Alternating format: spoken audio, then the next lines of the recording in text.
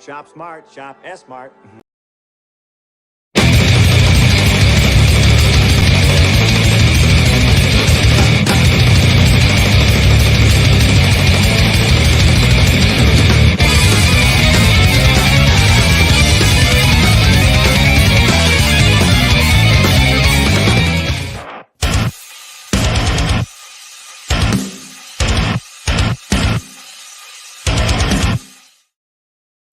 Welcome, ladies and gentlemen, to another episode of This. I'm your host, DeathMetalHero, and with me... Oh no, look out, it's the light, Luke. See, you got the dark, you got the light. Well, you know what happens when multiple Lukes converge in one place. The power multiplies. Amplifies. Exactly. Yes. Yep. Polarities. Yep. So, yeah. It's been a while since I've gotten to have my brother Luke Stone coming to hang out. I got to meet him at the convention recently, which was awesome. That was fun, man. And I was telling him backstage that was the first convention I'd been to since 2013. So it was nice to be out and about. That was a good convention. I've had 3 conventions since then, and they've all kind of sucked. I mean, sometimes unfortunately that's the gamble with shows. It really is, yeah. But But I what mean, it is. get out there and press the flesh. See the people. Yeah, that's what she said. Wait! I have something for this. We're on this. Also, You knew what this was. You knew what this was. Was there ever any doubt what this was? Exactly. Yeah. Tank Ferret says, "Oh yeah, by the way, Tank. Turst." What's up, Tank? Hail. Frog G's slinging the link. Thank you, sir. Appreciate it. The link is also in the description. Let's see. Hey, Flying Feline. Skull, beautiful. Thank you for coming to hang out. I'm drinking the sweet tea tonight. Oh, man. It's kind of late. I need to stop drinking coffee. Well, see, I'm drinking iced coffee. So Jaeger? You said you're drinking Jaeger? no iced coffee. Oh, okay. Yeah, no no Jaeger tonight. No, All it's although now that I think about that, I might have to do that. I'd have to do that tomorrow night. I'm hosting Topicless, so That's called a nightcap. Tomorrow night is we have a nerd cap. I never drink because of my meds. I'm not allowed to with my meds. That's a lie. It's probably better at that convention that we saw each other at, right? Yeah. On Sunday, there was a pirate. You noticed the pirate right across the aisle from me, right? Right. Well, the pirate's over there, and he's got spiced rum. I mean, that's on brand. That's and totally on brand. And he said, "You want to snort?" And I was like, "Yeah, I want to snort." So I took a snort. He poured me just a little bit, and I took that. Yeah. And it was probably about a half an hour later when I noticed that the floor was rippling, that I was like, oh, crap. I just took a muscle relaxer and a tramadol because my back was hurting so bad. I'm not supposed to drink on those. I looked at my son and I go, we speak nothing of this to mother.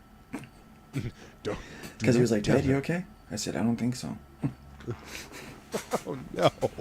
Yeah. I mean, at least you were at the show. So I was at the show. At least all you had to do was sit at the table. Yeah, I just sat down and I was like, how are you doing? I mean, I was still talking fine, but it messed with the meds and the room was spinning. Yeah. Nice. So I was like, wow. Except for the spitting part, but yes. Yeah. I've never had that experience personally, but I have had to work at a convention, like it was a cop convention, while extremely hungover, to the point where I felt like I was probably still drunk, and wow. that was not an experience I would want to do again. I can imagine. I couldn't imagine being hungover and at a convention. The smells alone would make you sick. Yes, unfortunately. Yes, unfortunately. Yeah. It's a Everyone funny stinks, story, even the naked people. which is just horrifying to think about. You know, Yeah. the ones always wanting free hugs. They're the ones that smell the worst. Yeah. Usually, yeah, giving out It's like, free hugs. yeah. Took when I was doing last Wednesday, we're going to a convention, and went, having fun, whatnot. This is like one of my ex-wife at the time. This is like her first like big convention with a bunch of people, and then so we go outside to eat lunch with our crew, and we're walking back in, and she's like, "Oh, somebody's cooking onions." And we all just kind of look at each other, and then I walk over to her, and I was just like, that's that's not onions. It's not onions. And she looks at me, and she's like, what is it then? And, by the time she got to the end of the statement, she realized what it was. And she turned green, which is an amazing feat for a black woman. Wow. But yeah, she turned green, and I felt so bad to burst her bubble. But yeah, So yeah, that's bathe while you're at a convention, folks. Please just take a bath. There's soap. Bathe with soap if you can. You don't have to use a lot. Just just bathe, please. Stinky naked people hugs. Yes. Yeah. Some of the bigger conventions get a little interesting sometimes. Yeah. No. I mean, how do I say this nice? I don't think I can, so I'm just going to go ahead and say it. When your mom says if you can't say something nice, don't say anything at all. Mm-hmm. Well, after my big nap, I can't do that. Like, I still have to say it for some reason. Mm-hmm. Filter is gone. Filter is gone. Now, I understand when these big, like, heavy cosplays start to stink. Because how do you clean those? It's... You have to be meticulous about it. Right, yeah. It's really hard to clean those. And when you do it, you probably do a few wears before you do it. And it's Florida, so it gets hot here. I get it. Yeah. It's the people that come in their street clothes that smell like that. I'm like, look, you had an opportunity to bathe before you left the house this morning and to put on new, presumably clean clothes. You chose the outfit that you were going to wear. Mm-hmm. However bizarre it might be, I'm fine with that. Just don't... It's called deodorant, people. It's called deodorant. And it's... That's really my only problem with conventions. Yeah. I mean, it's weird. I mean, come on. I mean, it's like a celebration of weird, but I like that. Yeah, I don't but have a problem with that at all. Everybody is there to celebrate their weirdness. Don't be the stinky weird. Just don't be the stinky weird. Right? It's like go be as weird as you want, but just don't be stinky. It's dude, I know you weigh 250 pounds and you're 5'6" and you're wearing lingerie, but you don't have to smell like butt. No. Yeah. That is... Convention horror stories. There we go. Oh, man. Yeah, I digress. Yeah, how you doing, man? Conventions can be interesting places, man. They can be, yeah. But I'm doing okay, man. I mean, like I was telling you backstage, I had my SD card just completely shit the bed this weekend, and I've been rebuilding my my music collection so I can do a sing-along of Doom this Saturday. Sing-along of Doom. The sing-along of Doom, yes. I think I might do a giveaway live on the stream as well. I've got some stuff that I got from the shop before I left. They're like card sets and whatnot, stuff that personally didn't do anything for me, but I can give it away to my viewers and somebody that actually wants it. Right. Yeah. So I don't know. Been trying to figure out a way to do that, so I'll probably do that while I'm screaming at people through the internet. It's catharsis, my friend. Catharsis. Of course, man. Yeah. But other than that, just I had to rework the stream. I reworked the streaming station, and I'm moving forward with my stuff. I'm finishing up commissions. I just finished a couple of Betty Page sketch covers that I delivered to There were a couple of regulars from the comic shop, and actually got to sit down and have a meal with them and talk about all kinds of stuff. Like the conversations that I had, I have on these streams are kind of like the conversations I have or had in the comic shop. Talking about like the book. Is it any good? And that's with this, and all the movies that are coming out, and you just, I don't know, nerding out. Talking to my nerds, and I missed that. I missed talking to those guys. A couple of my regulars that would come in and we would talk all the time. They're old school fans. From the classic era stuff. Claremont, Byrne, like especially Byrne's She-Hulk. And so I miss those conversations, and I love the fact that we have this over here, and that most everybody that is kicking it in this scene has a genuine love for comics, that they grew up reading comics. They're inspired by comics. They want to recreate that magic, and I'm wondering how long it's going to take before my regulars from the comic shop start noticing more of this stuff over here, because I'll send out like links to campaigns, because I know I can't help it. I can't help but point out books to people. Like I've been throwing links to the new owner of the comic shop I worked at. Like because he had expressed interest in getting more indie books in there, and I need to go in and check on him, see what's what. See if he's legit about it, or if he's just just blowing smoke. Yeah, yeah. That's what they do. I know, man. I know. Yeah, sometimes they do that. It's an uphill battle, man. It is an uphill battle. I mean, you talk to the dudes from Shattermare, they're pounding the pavement as well with their book. We're going to be I think we're going to be doing a playthrough of their module as well at some point. Very cool. Yeah. But I mean, the new printer's working out, by the way. Say what? The new printer's working out, by the way. That's excellent to hear, man. I love that hearing that. Love that I can just shoot across town and check out the proofs. Well, I mean, shop local, support local. I'm all about that, man. Yeah. I understand, like, getting stuff like printed, but I mean, we got stung by having stuff printed overseas. You know what I mean? Yeah. And you get the books back, and like getting a proof takes fucking forever. Like, I don't know, man. Work local, shop local, and then sell globally. Right. Yeah. I feel like that is what we need to do. Yep. Support your local area so that there's commerce, there's business, and then you export local it out and independence. That's my goal.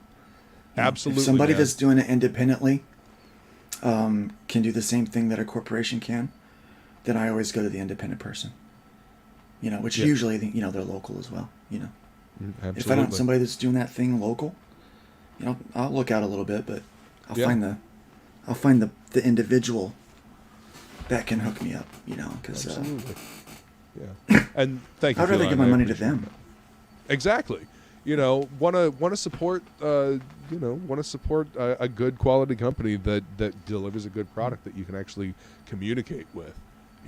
After all the trouble that so many people have had with printing issues, to be able to mitigate that going forward as much as possible, like to mitigate it as much as possible, and going forward, and to be able to, I don't know, communicate. I mean, communication seems to be such a rare thing these days with other professionals. You know what I mean? Yeah. Like these companies that are theoretically professional companies, but have the communication skills of slugs. Yeah, or none at all, and they just have an AI do it all for them. Well, see, and that's the thing. We're not there yet. Like there still has to be a human touch. You still got to have somebody that can actually respond with nuance. Exactly. You know, because not everything falls into a cookie cutter category. I like knowing who's behind the wheel of a company. Yeah. You know, it's like, well, I know who's responsible, and if I have a problem, I just get a hold of them. Yeah, a face it's to a like, name. okay, that person takes care of me. Yeah. If I have a problem. I think that's what upsets me about some of the crowdfunding models right now. Right. With these platforms, is they're all buried behind automation. Yes. And you can't even get someone that's in charge of things. It used to be that with Indiegogo in the early days, not Indiegogo, Kickstarter, in the early days that we had, there was someone that was over comics, that did the comic stuff. And you could email that person and they would respond to you. And you knew who the person was that dealt with issues with comic books and graphic novels. Yeah. Now, I mean, you know, we also knew who to blame when they started gatekeeping real bad. We knew who it was. Well, yeah, and it I don't know. Again, it seems that Frog G is back and open again, which progress. You know, they're able to go back in demand. So I that's progress. It is. Maybe things are getting through. Maybe things are changing. Hopefully. Yep. You know, knowing what the guidelines are across the bar, so that everyone, and let me say this for the people in the back, everyone has the same rules, so that there is no letting this slide, but this gets spanked. That's ridiculous. There's none of that. You know, rules across the board for everyone that everyone must adhere to. You know, no rules for thee, but not for me bullshit. Right. You know, that's free and open marketplace, right? That's what they should be striving for. Mm-hmm. You know, you theoretically have your algorithms tuned to boost what becomes popular on the site. You know, what's selling. You know, that's what it was supposed to be. And now you look through, you know, the comics thing, and there's nothing on there. You know, it feels empty. It literally feels empty. Looking through the comic section on Indiegogo now, it literally feels empty. Yeah. You know, it feels like there is something missing there. So, I hope that it has led to them paying attention at least. I don't know. Well, I hope, but I'm never really too hopeful when it comes to corporations. Well, I mean, that's probably a good thing. I mean, if there's anything to be learned from RoboCop, I suppose it's that, right? Yeah, there's a lot to be learned from RoboCop. Yeah, one of many things right there. Yeah, it's like the whole movie's a proverb. I'm joking. It's probably not. But I'm pretty sure a really good preacher could do a whole series on RoboCop. I mean, you know, cyberpunk in general is kind of, you know, a warning, and it always has been. And it seems like the warning has become the blueprint instead of the warning. And it's like, are you not paying attention? Hello? Like, high tech, low life. I mean, what does that sound like? Yeah. We've got high technology, but what is the quality of life? Yeah, it's not very high right now for a lot of people. Prices are soaring. It's going to get much better. You know? I mean, things are decent here in Florida, but the cost of living is so high here. No. You know, but preaching to the choir. I know. I mean, Feline actually, she moved out of Florida. She went up to South Carolina. I helped her move. Very sad to see her go, but she's got a great house up there. So I mean, we're thinking about it. Yeah. You know, as long as this is my full-time gig, and I don't have a job local. Right. You know. I mean, because we can do this from anywhere, right? From anywhere, yeah. I mean, it sucks that I just found a local printer that I like, and that I know, the right dude. price, but you know. I know. Yeah, I mean, wherever you decide to go, you know, worth investigating to see if there's any kind of local printer within driving distance. And I know Sean can ship. Right. I'm sure you'll be happy to ship, yeah. Yeah. Yeah. F is for Florida. Yep. F is for F Florida. F is for Florida. Yeah. That's funny. Yeah. Yeah. I'm really curious to see the new print with the book with the new printer. I want to jump into let's jump into the campaign. Let's take a look Sure. at that, and then I want to talk about your thoughts on the future of crowdfunding after we talk about the campaign and what's going on with this. You do have some thoughts on that. I know, and I want to get to those, but I want to talk about the reason why we're here first. Sure. I want to talk about the book. Somebody's got a new book. That's right. Let me go ahead and now is this actually I'm going to bring up the video first, and we'll watch the trailer. You'll hear a familiar Answer voice. my question. Let's see.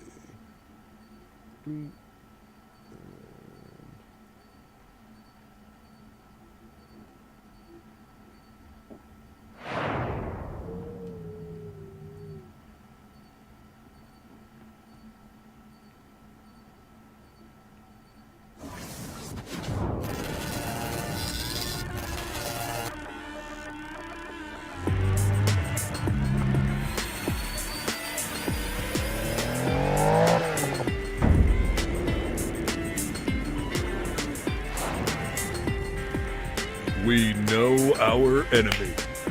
We've seen behind the curtain. And they have a weakness. An Achilles heel. They are arrogant and completely underestimate what they are up against. They forget who the game master is. They forget how wise this old demon can be. So, let's see who among them survives this killing field.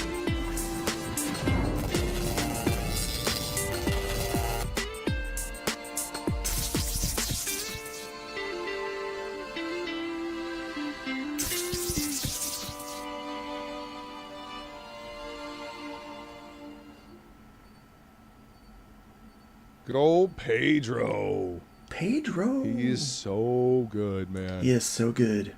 Yeah, he does a great job, and that was guys, that was me doing the voiceover for the narration, and dude, that was fun. I love the idea that you came up with the overlapping, and yeah, it was very, very fun to do, man. So, thank you for that. You want to hear something funny?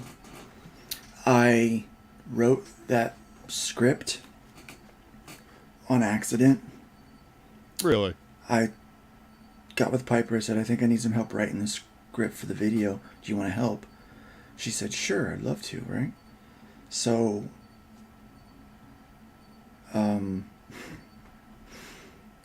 we get working on it, and I said, I kind of thinking this.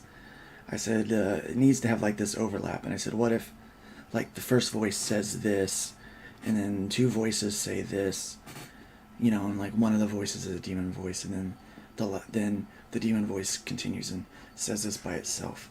That way they're kind of like saying the same thing about each other, but the outcomes are going to be totally different. And she goes, yeah, you should just do that. Because that should just be the script. And I'm like, okay. Yeah. I guess that's how that works out. Dude, I loved the concept from the beginning, and it works with the story of the book, you know. Yeah. I mean, it fits. You know? Mm-hmm. So what I was going to ask before we started the trailer was, is this going to be printed with the new printer? It is, yeah. Yeah, this Nice. one's going to the printer. Yep, so when you guys get this, it'll be... he's already reprinted all of the back issues. Or my next run. Nice, of books. dude. So any book that you guys have gotten, with the exception of issue 8, issue 8 was printed with 3D Zach. Nice. But we're going to be running with the this guy. This is his full-time thing, where Zach is, he does another full-time job, and so the printing takes a little time. Yeah. He can run. He's got. Yeah. So he can run a little behind a little, and with the paper issues that we had over the summer, it made it a little worse for him. So I want to support him, but so I encourage people to use him if they can. But this guy is in our backyard and came up to me at that convention actually and said, "I want your business." That's awesome. Yeah, and I was like, "Well, best of luck. You got to do this." And I pretty much told him what he had to do, and he goes, "I'll do it." Yeah, and so he printed off a couple test runs for me, just a couple single issues, and I said, "These look good." I said, "Let's go with it," and I did an order of I think 50 of each book, starting at book 2, so 2 through 6, 2 through 7, because I had to reprint 7 because I was done with the first print run. So 2 through 7, and then he'll be doing 9. Yep. That's awesome. Mm-hmm. So he's also doing Rift Riders when we print that. Excellent. Mm-hmm. Okay, so is this is a trade? No, these are 4 individual issues. We will compile these into a trade. 9. Gotcha. Yeah, so we will compile this into a trade, volume 2 of Hybrids, the Hybrids, the Sons of Gods. Yeah. This is the second arc. The first arc was Trash Day. So that one will have commentary and backup information in there about the process and some of the things that was going on during the creation of the book, and how I decided to tell the story the way that I did, because when you get ready to tell a story, you can as a writer you can do anything you want, and we start to make certain choices on how we're going to communicate what happens in the events of things. And on this one, I decided I wanted to take, instead of a linear approach, sometimes I do a circular approach where I'll do like the first issue, the first arc, I started and then I went kind of backwards on that first issue and then told the story up to the end. Yeah. But that first arc was kind of linear. It was, this happens, this happens, this happens. And I was telling the story from 2 different directions occasionally, but so it would open up and then it would kind of weave back and forth. But it was pretty linear.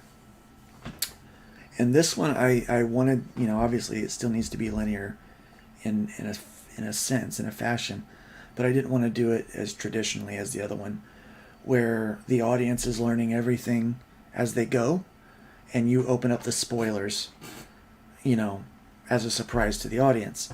Yeah.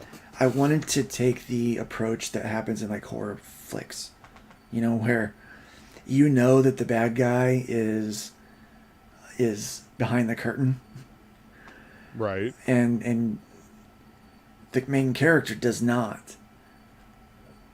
And there's that suspense on what's going to happen. Are they going to die? Are they going to live? If they die, how gruesome is it going to be? That whole thing. So I wanted to set out, and I wanted to call this. The arc had a different name to begin with. Really? Yeah. Okay. There was a different name planned for it. It was going to be called Love Loss. And I decided I didn't like that as much as the Killing Field. And so I decided. Killing Field is definitely more impactful. That kind of grabs the attention. That grabs the eye. Yeah. And so I wanted to. Yeah, and then I wanted to give the sense that the reader knows from the beginning that there's a trap that's being laid for the good guys. Right. And you watch it unfold. That sense of impending doom Yeah. sort of Damocles, as it were. Yeah, exactly. That was the storytelling convention that I wanted to take for this one. And I'm pleased with how it's turned out. I'm That's really proud of awesome. this issue. It's probably one of my best issues yet. I mean, it is 31 pages. I think 31 pages. I can't remember of actual story. Yeah, The I think most it's recent issue. yeah, this one. 32 It's pages. 32 interior pages, but that last one's like that like splash, that it's the end. Nice. So it's 31 actual pages of story. No backups or anything. It's just story. Yeah. Now, the really interesting part about that is that's 31 pages of a fight scene. And throughout the fight scene, there's plot that is being dropped throughout that. And there's character development that's happening in between there. It's through the fight that you're learning these things, and that the plot is progressed, and you start to realize some of the villain's motivations. You start to see some of the villains' posturing, and even the interpersonal dynamics in their organization start to play out. Some very life-changing things happen to some of the characters, and yes, some of them die. Everyone thought, someone's going to die. Yeah. And I was like, yeah, some ones are going to die. Some ones. Yeah. Yeah, like you don't, you don't call a book The Killing Field without it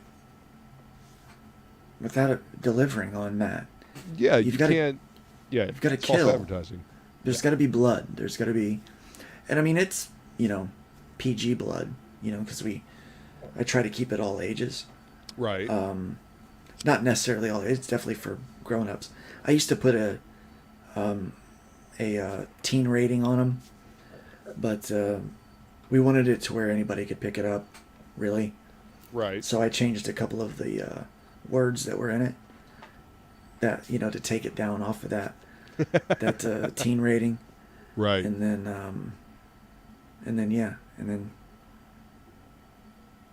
we just don't have like blood splurting across the page. Right. But there's You don't definitely get blood. you don't get gratuitous with it. Yeah, I mean but it's definitely present. In fact, Yeah, one of the you characters, know what's happening. one of the characters on the bad guy's side, his one of his power is that he can manipulate blood as a weapon. Oh. Like he can manipulate actual liquid blood. I talk so soft, yeah. That's that's not by design. It's just how it works for me. I had severe vocal cord damage from being vented for too long. So I used to be a singer like you, Luke. I was good. Damn. I could sing. I was really good. I did it professionally. Like I got Wow, paid dude. to sing and play. Yeah, I was very good. Not anymore. Not anymore. This is all I got. This is what I'm working with. Yeah. So- Well, I mean, dude, you keep getting stronger every time I Yeah. see you. So, mind over matter, my friend. Dude, I picked up the guitar and I played some notes. Yeah. This hand wasn't working at all, and I've gotten it to.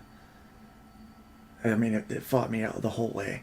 Yeah. But I played a melodic, rhythmic tune.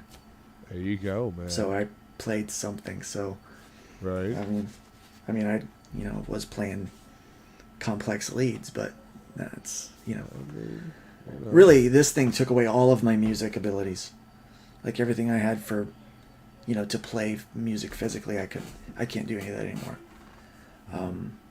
But I hope to get it back a little bit. I've really worked on MIDI and sampling now. Yeah. So the music on the trailer I wrote. Nice. That was me. I put that together. So By the way, the like the tempo trailer, like the pacing trailer that you sent me, very helpful. Like that was helpful in getting that put together. Yeah. So thank you. Oh, you're welcome. Yeah. Yeah. Yeah. Pedro thought it would be helpful as well. So Man, great Pedro's guy, smart guy. good at what he does, man. He is. Everybody should use him. I don't know why they're not. Well, I mean, you use Pedro now. Like, hire him now while you can, because Yeah, he's going to get too expensive. Yeah, he's going to be moving upward quite quickly. He's doing good work. He's kicking ass. So Yeah, he's really killing proud of it. my dude. Yeah, he's killing it right now. He really is, man. And he's a joy to work with. He really is. Yeah, and very professional. But yeah, this book. Dude, I love this cover. This Yeah. is Preston, right? Preston Acevedo did such a great job on so that. damn good. I've got the original art. The original art is on the campaign. No one's bought the original art, and that I'm might. surprised. Well, yeah, it's a pretty hefty tier. I've got a lot going on in it. Oh wow. Okay, let's take a look at that real quick. Yeah, so you get cover A and cover B, which is Preston's, and you get 2 metal prints. Oh wow. Plus you get his original art. Now, I decided to price it in such a way. Bancroft kind of has this this formula. I don't know if it's a formula. It's advice. He says, price it so that you're not sad that it sold, Right. kind of thing. Like, if it doesn't sell, you're okay with keeping it, Right. but that you're not upset that you lost money on it or something. But that if it does sell, you're more than happy to let it go for that price. And for me, with what money I had in on the actual cover, that was the price for me. If it doesn't go, I'm more than happy just to hang this thing on my wall. Right. I'm perfectly happy putting this right up where I can see it. I mean, every it's gorgeous. day. I mean, it's So, gorgeous. You won't break my heart, but No, not at all. feel But free. if you're willing to give me $1,000 for it, then. And, But I also and- wanted to make it a value for people. Yeah, well, that's a hell of a deal on it. I mean, Yeah. guys, it's Preston. Preston Yeah. does amazing fucking work. I mean, Yeah. you saw the cover, and I'm sure like seeing it in person, it's all traditional. It's not digital. This is all, I'm guessing, acrylic. I on think. board. Yeah. But I mean, this is fucking Preston. Always It's killing it, man. yeah, Look at it's that totally- background.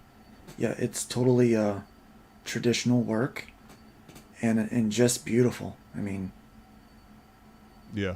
yeah, That is a gorgeous cover, man. it looks better in person, man. I'm not even gonna lie. I don't doubt it, man. I Yeah. do not doubt it.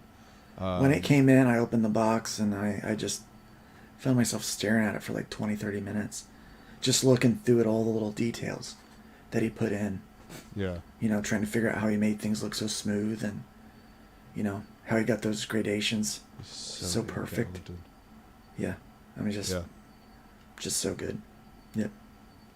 So I mean, that is a hell of a deal for all of that plus the original artwork. So, Yep. yeah. And everything comes with the digital stuff as well, so Right. you get that. I think did I list that the digital comes with it? I don't normally do that No. because it's just like everyone's getting the digital. That way I they mean, can that's check a it nice out. perk that you can toss into everybody. Yeah, everybody gets it, and then people get some extras along with them as well. I don't really throw those in there.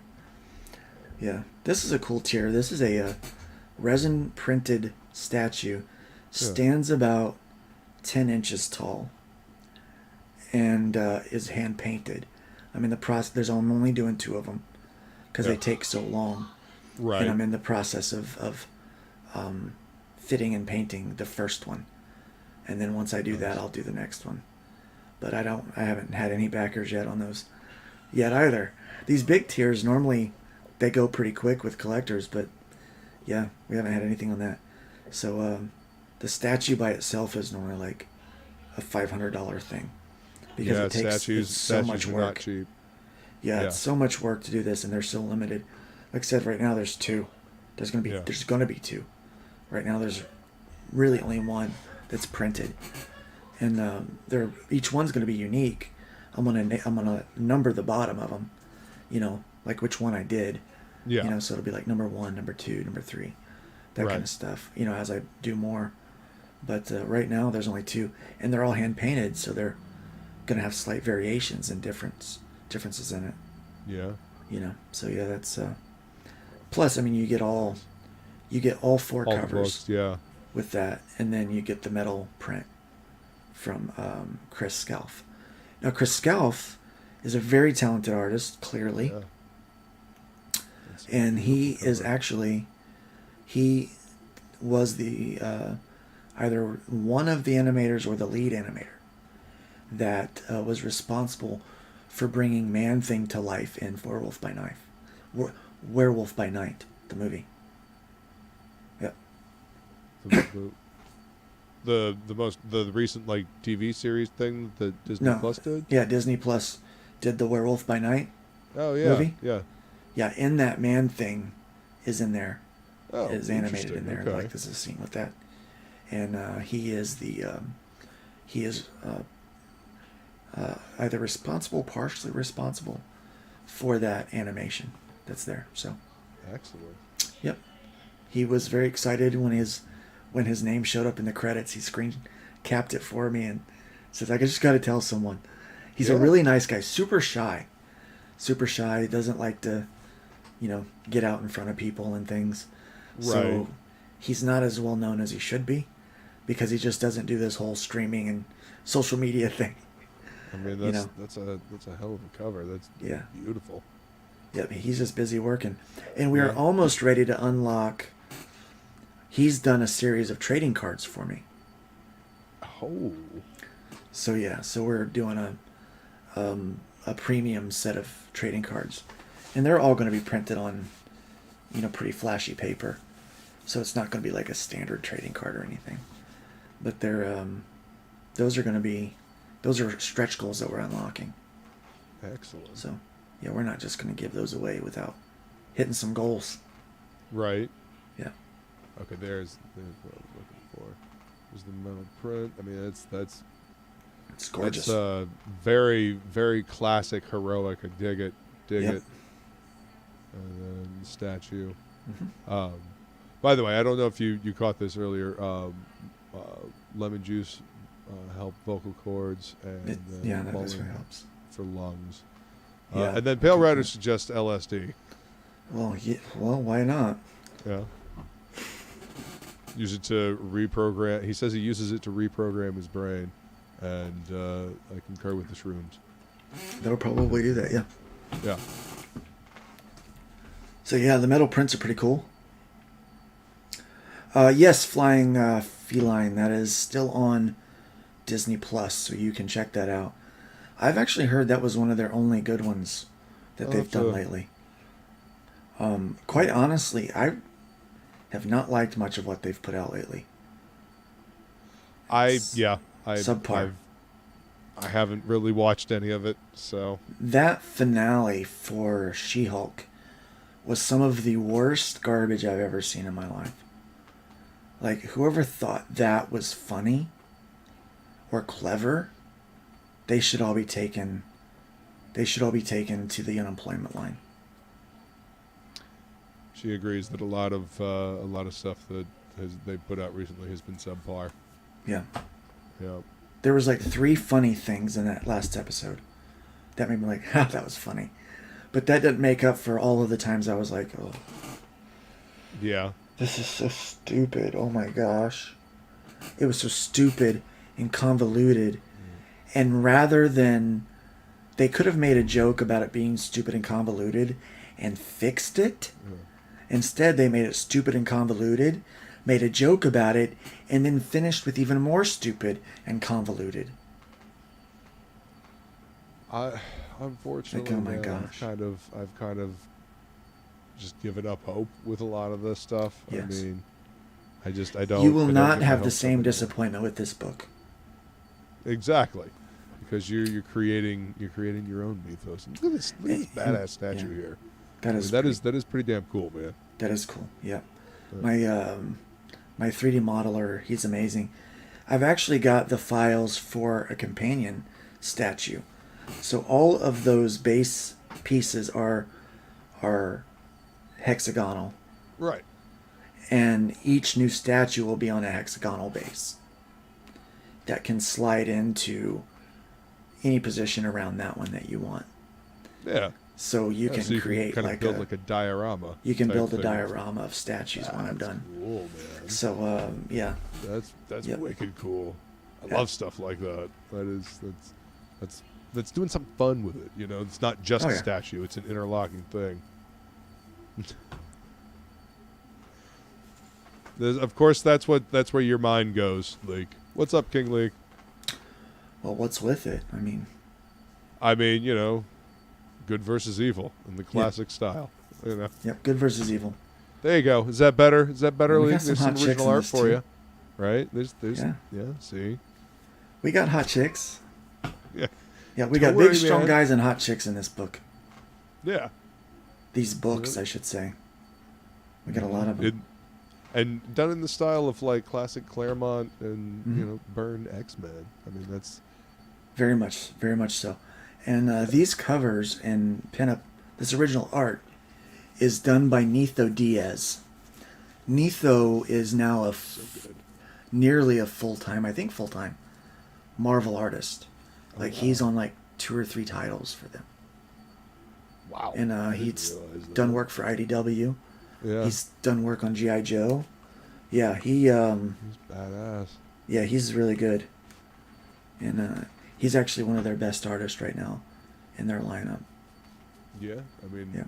I don't doubt. Look at the body language, man. You Yeah. know, Yeah, he gets it. great storytelling.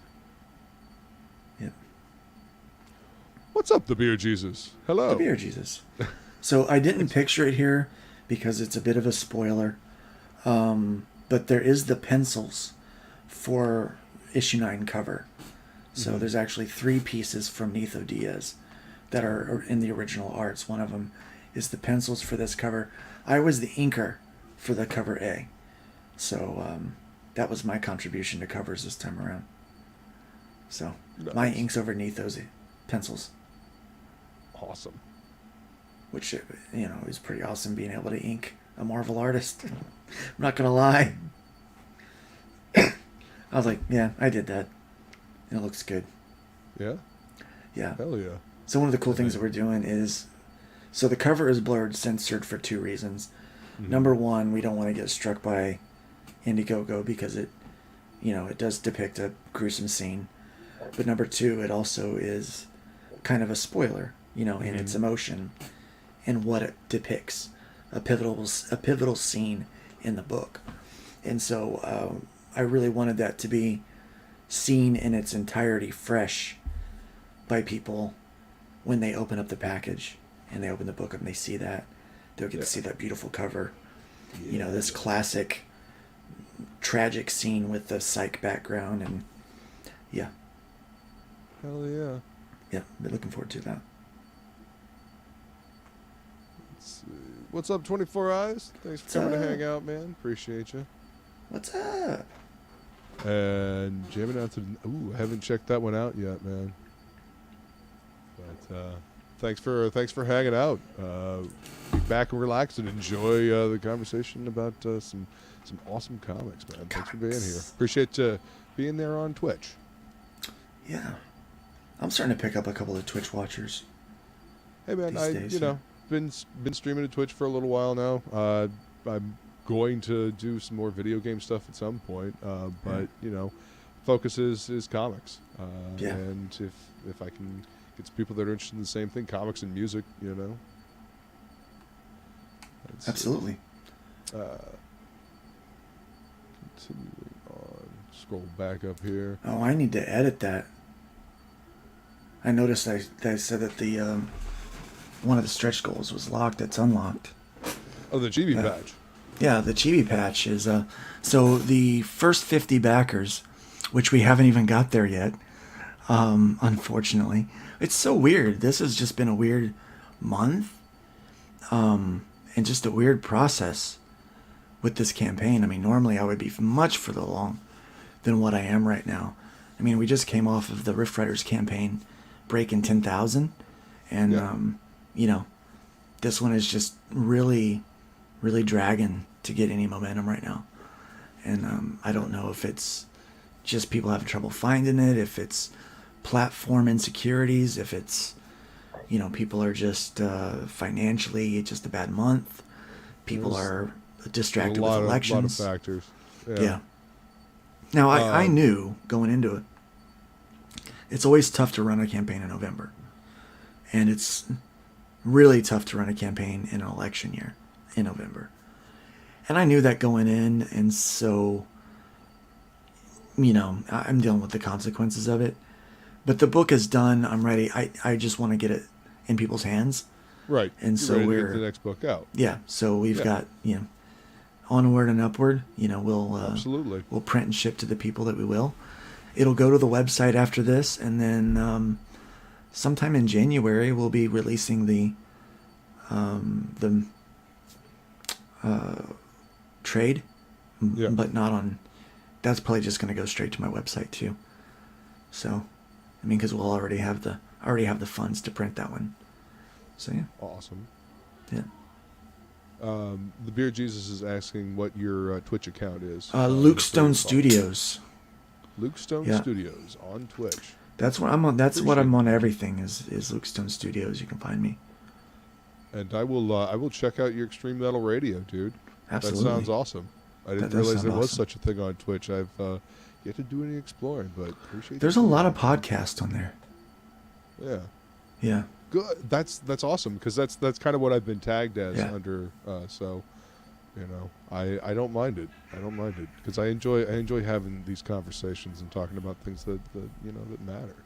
You know, that impact this this scene. You know, comics matter, man. They matter to me anyway. Well, I mean, they helped me learn to read. Like, they motivated me to actually want to learn to read. You know, and then from then on, just, you know, story. And, you know, story is everywhere. Story is in music too. You know,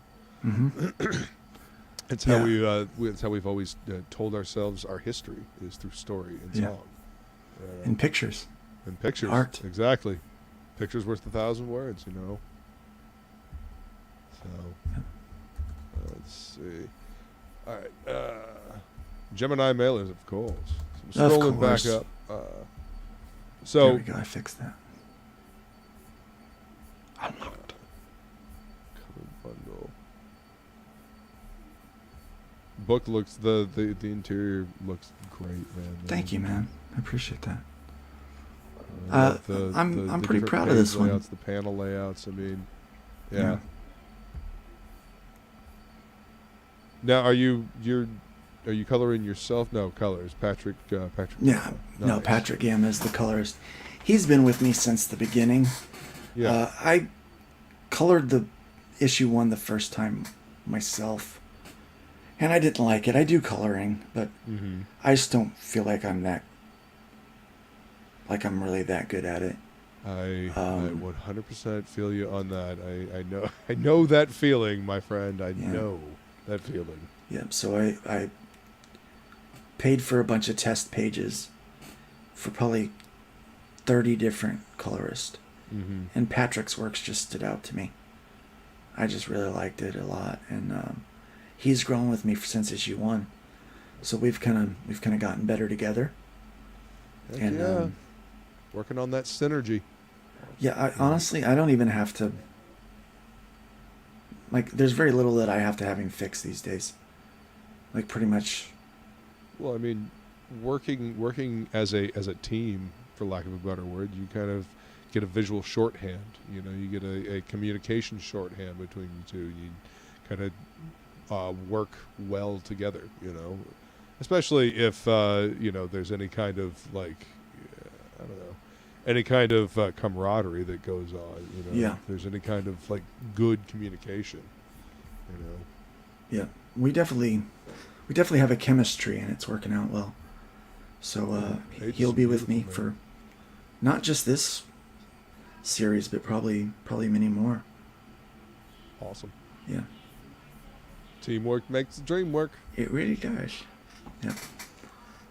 So yeah, I just threw 3 finished pages up there because I didn't want to give too much away for people. Right. But I just want them to be able to see it. That's the first 3 pages of the Well, book. I mean, and this is also some of these images you used in the trailer. So I mean, Yep. this is Yeah. that's efficient use of promotional material, my friend. Well done. Yeah. Well, I actually took the full book and I gave it to Pedro, Yeah. and he animated it up to a certain point. Basically, is what he did. He took little quick scenes out to put into the trailer. So the trailer is actually art from the book. So knowing that I had more art from the book in there, I didn't feel like it was necessary to add even more pages for now. So Right. yep. It's good. It's a good preview, man. Thank you. Let's see. Scroll back up here. Got a drawn in tier. Nice. Yes. This is a cool thing that somebody asked for. They said, I want to draw an end here. And I'm like, well, I can draw you in the last battle of Lifeline. So book 3, it's not coming out till next year, but I'm drawing it in December. Right. So I draw so far ahead that I, it's like, well, the only way I can do it drawn in tier is if you buy it now, then you can get in then, but, so I have a drawn in tier, and I made 5 of them available because I knew there's this big scene where there's a bunch of soldiers' faces that you actually get to see. And so you get to be drawn in as one of these soldiers. That's fun, and that it includes the audience. The audience loves being included. That's why those tiers are so popular. And I just wanted to bring this up. I don't know if you saw it. I like the idea of individual sites for creators. A collective storefront are as important as well. I agree. I do. I agree too. That's why I like what you said with CG Now. Mm-hmm. I like that a lot. It is somewhat effective, I think. It's a pretty good site. I mean, obviously, it's a place to point people to for where they can order something directly from. Yeah, it's certainly not as comprehensive as what is out there available, or something like that. Yeah. But I mean, that's never been the intent of that. Yeah. I like a site like Indiecron.com for campaigns that are kind of everywhere. Being able to see them all put together into one space is nice. An aggregate. Yeah. I'm in the process of having something built that, is right now it's just going to be crowdfunding. Yeah. An alternative, really, to Indiegogo and Kickstarter that anyone can use. But it's also down the way. I would like to try to include a distribution option for retailers and people like that to be able to buy discounted copies. Because right now, if there are retailers out there that want to support indie comics, it's hard for them to know where to go to get them besides places like this, like Kickstarter or Indiegogo. Yeah. And then their prices aren't as low as what they could be. But, if we could work out a way to figure that out and give retailers a chance to be a part of the indie game, then I think we could widen the reach. Yeah, why not? Of this indie scene. Yeah. You got to diversify it all. It exactly would be everywhere. That's part of being everywhere. Talking about having a bunch of different sites. I mean, beyond the making sure your content is everywhere. All the different streaming sites that are available now. The different social medias. I mean, it's a lot of work, but if you keep consistent with it, you keep known to your audience. Your audience is always able to find you.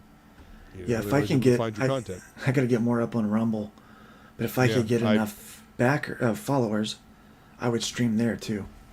Well, see, I'm going to have to research this and start putting up my old content. I think I might do a little sprucing up of some of my old content and re-release it over there as, special edition, whatever. Just to build up a backup. If this shadow banning stuff has taught us anything, is that you need a backup plan. Yep. Need a backup plan. Backups to your backups. Yeah, contingencies, my friends, contingencies. Yep. Let's see. So we went over the original art. We kind of went backwards on this, but that's because we started with the President Azevedo original art, and it's just so baller. Yeah. So you get the cover bundle here. You get all 4 covers, even the unrevealed one. Yeah, the unrevealed, and then with the black cover, we've done a black cover for every issue of the Killing Field. Yeah, so each issue of this arc has had it's a neat book, is what it is. It's like a flat matte black paper with a clear toner printed on it. So it has like shiny bits where the art is, and it's really cool. Okay, it's that's really cool. Yeah. Very cool. Yeah. Well, damn. And all of these are going to be printed with the new printer. That is, with the exception of the black cover, because you can't do those covers yet. Right. So those get printed. Those get printed somewhere else. Yeah. Yeah. Yep. Yet. Nice. That's awesome. I'm excited to see these, man. And then complete digital library, and that's all of them from one. From one, every backup story, the coloring book that we did a long time ago, the in the coloring book though, in the digital form, you can actually take those images and pop them into your favorite coloring software, so you can play with them. And so, but yeah, it's a bunch of line art and so almost like spot gloss. Yes, spot gloss is really a good way to describe it. Yeah, yeah, and then yeah, backgrounds for your phone, for your computer, all kinds of stuff. I mean, wow. I mean, when it's you say complete digital library, you talk about everything. Everything that we've ever done. Stuff. Everything that I've ever done for hybrids that's ever been released for any of the campaigns. So he ain't joking when he says complete digital library. That's the whole kit and caboodle there, folks. Wow. Yep. That's cool. It's everything. All that stuff. For $30, that's insane. Yeah, I know, that's an right? awful lot of content. Yeah. That is a lot of content. And then Killing Field set. We saw these down below. This is the books. Okay, 6, 7, 8, and 9. Yeah, okay. Which is the Killing Fields 1 through 4. So I did this thing. I wanted to do a legacy. Numbering. Everyone was like, you should start over with number 1 and make it the Killing Field number 1. And I'm like, you see, then it's going to break it. Because these are told like 3-act stories. Right. Inside of a 3-act story. So the next arc is the 3rd act of this larger arc, where this series has its own 3 acts. And the first arc had its own 3 acts. Yeah. And I'm like, I people need to know that there's more before wherever they jump in at. So I decided to go with legacy numbering, but to label them as arc numbers, as a sub-story. Like this is, Killing Field parts 1 through 4. That is a much clearer way to do it. That is a much less confusing way to do it, in my opinion. I thought it would be. I agree. If you're going to do an ongoing series, people want to know they want to know that they're getting in where they're getting in at one, and using a brand new number 1. It gets cheap. Well, they were using the speculation market as a way to make more money, because they said, people buy number 1s more than they buy number 4s or number 5s or 6s. I said, yeah, I understand that, but you know, again, I do what I want, so Yeah. I don't really, you know. I mean, you gotta roll with what works for your story, and you know you want what it says is that you want people to know that these are a continuous story. Like you said, Yeah. there's more beyond behind what they jumped in on, but you want them to know where it is within this particular arc. I mean, that just seems smart to me. Yeah. So you don't confuse your audience. Now the good thing is I've written this to where you can jump in pretty much anywhere. Right. And enjoy it. And if there's really important information, then it's noted down at the bottom, like they used to. But for the most exactly. part, Want to know why this is happening here? Check out this issue. Yeah, check out issue whatever. Scribble and Steve. You know. Yep. Yeah. Back when they were having fun, and there was some art left in it. Mm-hmm. But the hearts all moved to the indie scene, so that's why we're here. Yep. All right. Just the latest Preston Acevedo cover for $15. Yeah. Nice. $15 for 32 pages. That's fantastic. Just the latest with the latest cover, the censored cover. Yeah. Now this one's interesting. Yeah. So if you want all the knickknacks and whatnots and stretch goals and extras that I put in, you get this one for $10. Right. Right? If you don't want any of that, the way to tell me is you just buy the one for $7. Shipping on that $7 too, by the way. So $14, you get the book. There you go. That's the penny pincher. You say, I don't want any of that other stuff, and I want to do this as cheap as I can and still get a physical copy. Well, see, And that's where you go. that's actually not a bad idea, my friend. I mean, I know some people don't appreciate patches. I don't know if Patch Master Dan is here or not, but I love patches. I think they're awesome. Some people don't like cards, some people don't like stickers, bookmarks, whatever. Some people just don't have the space or don't want to have the extra stuff. They say, just give me the book, and that's all I want. I've heard that from a couple people. Getting books in the mail. I used to get books subscriptions each year, as a birthday gift. So I mean, getting books in the mail is fucking great. Yeah, I mean, I've heard a lot of people say that. Well, maybe not a lot, maybe like 5 or 6 over the years. Yeah, listen to the audience. Well, I mean, So I decided and to give it to obviously him on this one. three people have decided. Yeah, that works for me, man. Yep. So. Okay, so I mean, damn. One thing we haven't done is few talk things. about the plot of the story. Okay. I realize we've talked a lot about the book, but I don't think we've told your viewers what the book is about. Well, tell the viewers what the book is about, my friend. All right, Luke. So basically, one day people start waking up with superpowers, and within hours, someone's coming around to abduct them.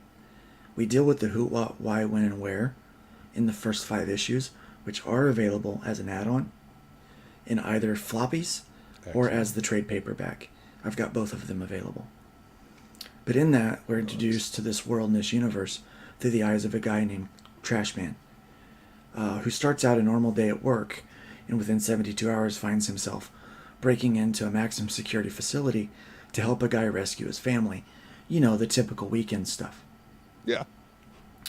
Well, this series takes place a few months after that initial 72-hour story. There's clearly been some development between characters. Some things have happened in that.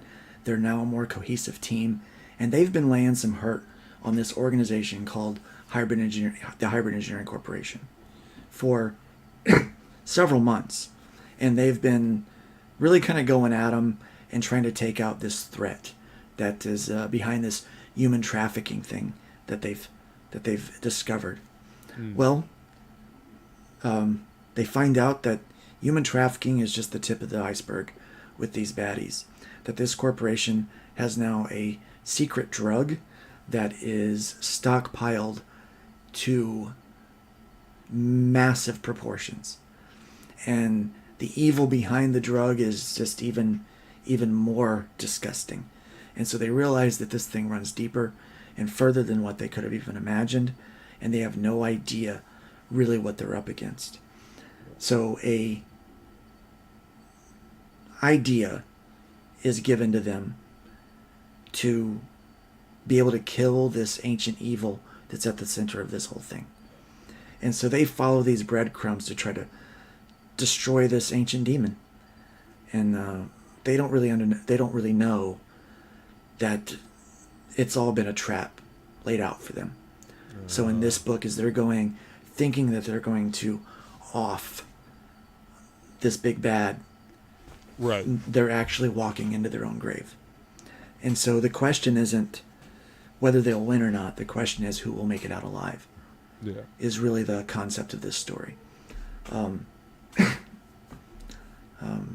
Who will survive and what will be left of them? Exactly. And so that's really where that's at. Maybe that's why people don't want to buy this book, because they don't want to find out who gets it. But quite honestly, I had one big critique at the end of issue 5, the first arc. They said they felt like this reveal of the antagonist was a letdown because the fight was like he got sucker punched, and they ran away. And I said, yeah, he did. I said, but all of that disappointment will go away at the end of book 9, and you'll hate me. Right. Yes. So Well, we see? make up for that sucker punch. Pacing and storytelling, and taking the see, this is how you take constructive criticism with a grain of salt. I mean, you take it to heart and you process it, and then you Well, I knew what I was going to do. Yeah. I knew where it was going. I knew that, these were like level 10 fighters going up against a level 100 right fighter. You can't do that. They're going to lose. They would lose immediately. I mean, they're probably level 50s now, but they're still going to lose. Right. Now, I might have taken it a little easier had people not been so...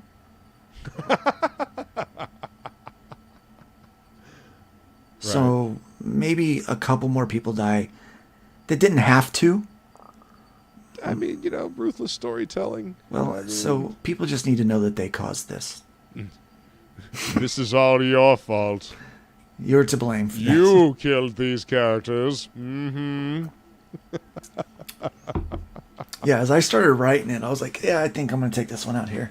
Oh, yep, I think this is going to happen. Yeah, and so I started having a little fun with it. But I will be honest with you, this issue took it out of me emotionally. Yeah. Because there was a very pivotal scene in there where as I wrote it, it made me sick. It brought me to tears because I'm like, I just killed one of my babies, Right. And then when I drew it, the big gut-wrenching death scene of there's a few deaths, but the one that really hits, I think, the hardest. There's still like 10 pages after that. And I waited like 2 weeks to draw any more pages after that one. I mean, I just needed a break. Yeah.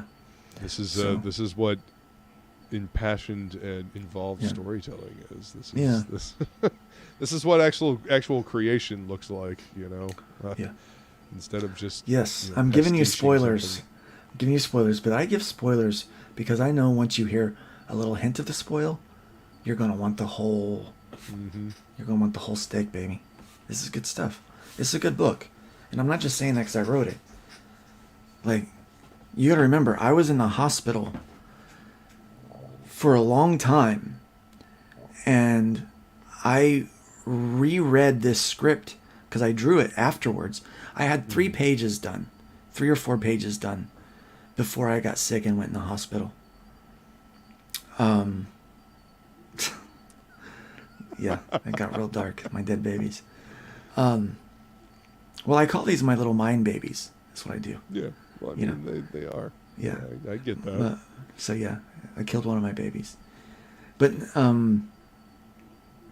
I had to reread the script to see where I was, to see what I had written. I needed to brush up on everything, because of the COVID thing, there was some holes in my memory. Some Right. things I remembered, some things I did not. And I needed to read, and so it would come back. Like there's still like things I can't remember what I did with my keys. There's a set of keys, I can't find them. I can't remember where I put them. And that bit of piece of my memory, gone. Huh. Absolutely gone. Now, one of these days I'll find it and it'll come back like, oh, I remember why they're there. Right. But now I just mean, don't have that piece to remember where they're at. I do that with things all the time that are. I mean, I'll put something somewhere. I'll be like, yes, I will totally remember where I put this, and then completely fucking forget for weeks on. Yeah, now just crank that up a little bit, and imagine that memory is really buried. Yeah, that's where I'm at in some things. So it's kind of funny, People's like, man, you called me a something, and I'm like, I probably did. I just don't remember it. I might have. It's gone. Yeah. Sorry. Sorry about that. I'm sure you deserved it in the end. Yeah. So I had to go back and reread these books. And when I reread this script, I was like, dang. This is pretty good. I said, I wrote this? they say that, you should go back and exactly, that should be your reaction, that should be your reaction when you go back and read it. It should feel like a foreign thing, Yeah. And I still have to write book 12. I've written book 10 and 11, and the layouts are done for those already. So I just need to finish penning out what book 12 is. It's all arced. I just have to script it now, and kind of put all the detailed, the meat and potatoes. Yeah, in you there. got the bones in there, and now you just got to put the meat. Yeah, I got to make it all. Got to flesh it all out. Exactly. And so I reread that, and each book I was like, wow, that's even better. I'm like, hot diggity dog, this book's good. I can't wait to put this out. So I got really excited about that. This is what I'm working on, and I try to show humility with it, but man, I've worked really hard on this. There's nothing wrong with being happy with the work you're putting out. Being proud of the work that you put into it and the story that you've crafted. Feeling good about the work that you create. That comes through when you're creating. If you're excited to tell that story, if you're proud to tell this story, then it comes through. When there isn't that passion, where there isn't that excitement for the story, you can tell. There's just a hollowness to it. But when somebody isn't passionate to tell a story, you can feel you feel the life in it. I don't know. There's no other way, really, any other way to put it. Well, I've gotten a lot of really positive feedback on this series so far. Most of the people, all the people that I've talked to that keep coming back and buying it really like the book a lot. In fact, Mark Polton just shared out my thing the other day, said this is one of my favorite series. And That's awesome. So I'm like, guys, listen to Mark. Yeah, he likes it. He knows comics, and he knows good writing. Had a great time hanging out with him when he came on to do What's in the Box. Yeah, we were talking about Viking Wolf and stuff he's got going on. Adam Larson, that did. He's working on the book with Wesley Snipes right now, and he did. What's the name of that one? Kill Journal. To Kill Journal. Yeah. He read the Adam first. Lawson's book. Yeah, he read the first trade. Yeah. Even before it was remastered, he said this was the X-Men that I wanted to read. So Adam knows good story as well, and he's a hell of a writer as well. Yeah. So when these guys are coming, people that I respect are coming up and saying, "Luke, I like this a lot." Man, I just have to. I have to default to their genius. Seriously, especially with given the high quality of their stuff. So, if they like it, I think you'll like it too. Yeah, I really do. They've got good taste, is what I'm saying. Yeah, that's what I'm saying. Yeah. All right. So right now you're on Indiegogo. I am. And you said earlier that you're working on your own page. Yeah, fundmycomic.com. Fundmycomic.com. Yes. Cool. So what's I suppose before we transition to that, I should ask when are you looking to fulfill this book? This We are not extending this campaign. Okay. Okay. And So 12 days left to get in on this. Just 12 saying. days. And I will figure out Friday. Okay. While other people are out shopping, I will figure out what I need to order on Friday, and I will send the order to the printer on Monday. And I will have the books printed.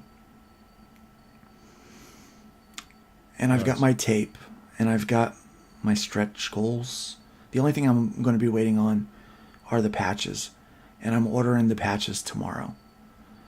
So those will take about 2 weeks to get here. Okay. So I will start fulfilling in about 2.5 weeks. Oh, wow. So Yeah, this 2.5, is going to 3 be, weeks. it's going to be coming out the door. You'll have it by Christmas. Nice. Okay, Yeah. there you go. Yep. There you go. And Feline is asking for a link for fundmycomic.com. Do you have a URL set up and all that already? Yeah, well, right now it's redirected to my Indiegogo. Oh, okay. But it will be very soon. It will go to its own place. The UI is being built right now, and some of the initial coding has already started. Awesome. I'm being told that this week or next I'll have some images to show people, some working user interfaces, some front end and some back end things to show is what I'm being told. And then Awesome. they're telling me that, and then once that happens, I'll have another check to send. And once I send that, they're telling me there's not going to be any slowdown, a hiccup in their payment schedule. So they're pretty excited about that. I'm pretty excited about it too. Being able to be in a company that specializes in building websites and being able to do that and get paid to do that, and don't have to worry about where the next paycheck is coming from. I mean, good enough reason to do good work as far as I can see. So I'm being told that I should expect to be able to launch beta, which the first iteration of this is going to be beta, second week of December. Wow. Yeah, that's what they're saying. That is rad. All right. Yep. Now the first, what we're calling beta, or phase 1 of this site, is going to have some of the features that I wanted to have, but not all. And then we have to generate some funds from actual crowdfunding, because that will help pay for. It's a 2% platform fee that we're taking on this. Yeah. So it is, even if Indiegogo would get their act together tomorrow, and there's not any more problems, we're still competitive in the sense that we're not trying to be competitive, but we're competitive because we want to help creators save more of their own money. Yeah. I don't need to take 5% of your campaign, Luke. Yeah. I don't need to do that. In order for me to make the site work, and if you have a problem, you come to me or to the guy that developed it. He's got an open door policy with anyone that uses the site. That they fix the problem. They will take care of you. But you get to keep more of your money. So we're taking a 2% platform fee to maintain this thing. Yeah. Now, depending on how many people use the site and what comes in, I'm not going to lie and say I'm not going to make any money off of it, because ideally I will make a little bit of money off of it. Yeah, it's okay for a business to make money so that you can keep that's doing kind of the this. plan. That's kind of the plan. But I mean, what's cool there's is nothing wrong with that at all. Yeah, but what's cool is the money we make is going to go back into developing more of the features that I want. Right. Some of those features include an integrated shipping and for fulfillment. So basically, we would use a centralized shipping account for the people that use fundmycomic.com, so that they don't have to put shipping cost on their tier. Right. The user would put in their shipping address, it would calculate the shipping, and we would include 2 or 3% of that increase in case fulfillment doesn't take place for several months. That will cover any increased cost in shipping that may be incurred because of price hikes. Right. And so the actual shipping cost will be calculated at checkout, and then you will be able to print your shipping labels directly from your interface, but from your dashboard. Right. As you do fulfillment, and then the people would be notified that their book is shipped. So that's okay, what we I want see to what you do mean. Yeah. to streamline the process for people and to lower shipping cost for the backers. Yeah. And so then that means that rather than including handling fees into your shipping area, you just include that 80 cents for a Gemini in your perk cost, and the 25 cents for bag and board in your perk cost as well. So you just up it by that extra dollar and a half, $2. So then you work that into the price of your actual item, and then shipping is dealt with on its own. I think one of the things that we're going to start with is that it's going to work as an a la carte type website, so that if you put all of your tiers up there, right? Because this is what I wanted it to do from the beginning, which is why the first developer broke my website and then told me I was going to have to pay $2,000 to fix it. Wow. It's basically what they told me. Yeah. Yeah. Which, I mean, that pissed me off. I'm not going to lie. Well, yeah, that's rude as fuck. That's all I can then say. Ray Haylock, Tug's web guy, Yeah. he was all on board with what we were doing with Fund My Comic, and he put me in contact with his web developer that he knows, and so that's when this whole thing said, we're ramping this up to the next level, and this developer is very motivated, very, very motivated to take out big corporations. So... So we have dude, I'm all DIY or die. That's it's always been the indie motto. Yeah. You so know? DIY or die. Yeah. So we're hoping to do like an a la carte thing where the backers can go through and just choose what they want, add it to the cart, and then check out. That would be the best thing. That would be the simplest way to do it. Yeah. Streamlined. You know, a storefront. Yep. That's basically what it would be, a storefront. He's looking to launch the initial Christmas. beta run in around Christmas second time. week of December. You said they're telling me it looks like it's probably going to be second week of December. We're not launching. We don't really have any hard dates yet. Yeah. But Christmas is my goal. You know, we'll have a hard launch. I think it's a good goal. You know, just like considering all the different things that are going on. You know, it's just a busy time in general. Mm-hmm. But yeah, and no one's going to use it right away in December. You know, we'll have a couple of small campaigns up. You know, a few people are wanting to run campaigns. Like they've already said, "Can I be part of the initial launch?" Nice. And I'm like, yeah, absolutely. And so.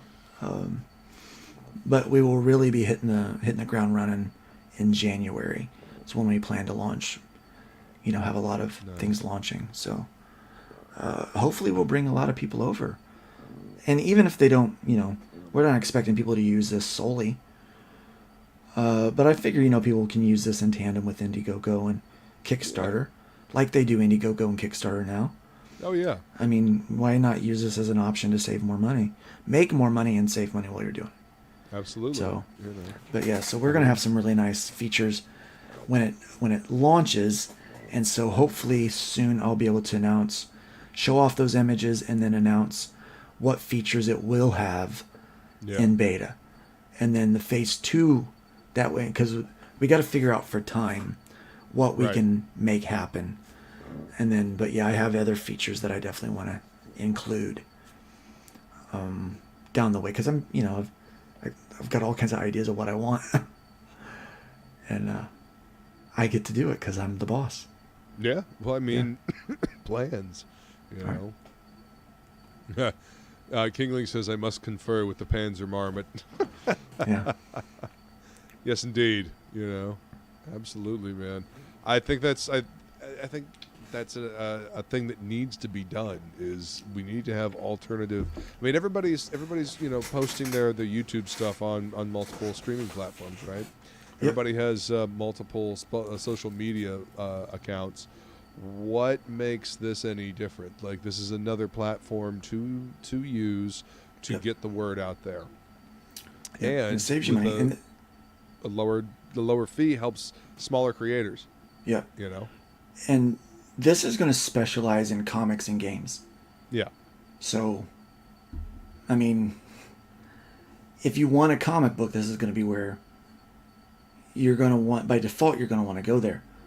I mean, I just happened upon a great URL. I mean, fundmycomic.com is available. Was available. I'm serious. 2 days after I bought it, the value went up to $1,200. Yeah. Just because people were talking about fundmycomic.com. And I'm like, wow, I think we're onto something. Yeah, I think so, man. I think so. Yeah. You know, and just you have a plan. That also helps. You know, you have a plan, and you got an idea of what you're working with, and it sounds like you found a good web development company. Yeah, we got a good development company working on it. Yeah. Todd from Redshift Comics is my partner. He and I own the company. Yep. He has a lot of web experience. That's what he does for a living. That's what he currently does. And then Ray Haylock, Tug's web guy, is on board as tech support. Chats. Yeah, he's cool. And so he's on board as tech support. He's going to be helping promote what we're doing, talk about it. Oh. And then he's going to offer his services to creators that want to build their own websites, storefronts, to take, so that they can take, well, once you've crowdfunded here, you don't need necessarily to always stay on this platform. It's eventually putting this in your own storefront is where you're going to make your most money. Having it available for your customers. Yes. Yeah. You want to put that on your own storefront, and then list it on something like CG Now or something like that, where there's this other hub that you can go to, look and see what's available. So that you want to send them there, to you divert as much traffic into your own market as you can, so you can grab emails, you can populate yourself a mailing list, building your audience even further. You got to build your own audience, because we want these guys. So we have 3 pillars that we're standing on here. The first one is freedom of expression. We want people to be able to express themselves freely without censorship and without issue. Yeah. Obviously, we're going to have some self-moderating things in place, so that people that don't want to see adult content don't have to see adult content, right? We don't want to, assault anyone's eyes with adult content that they aren't wanting to see. So we are going to have special places for that kind of stuff to go.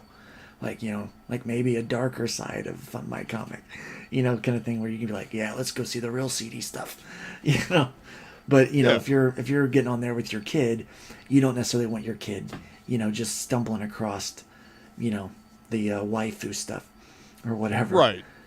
So we want to make sure that we're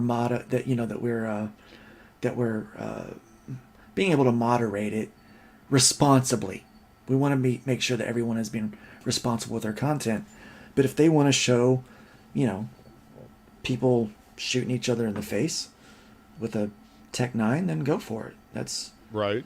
That's present your product the way you want to.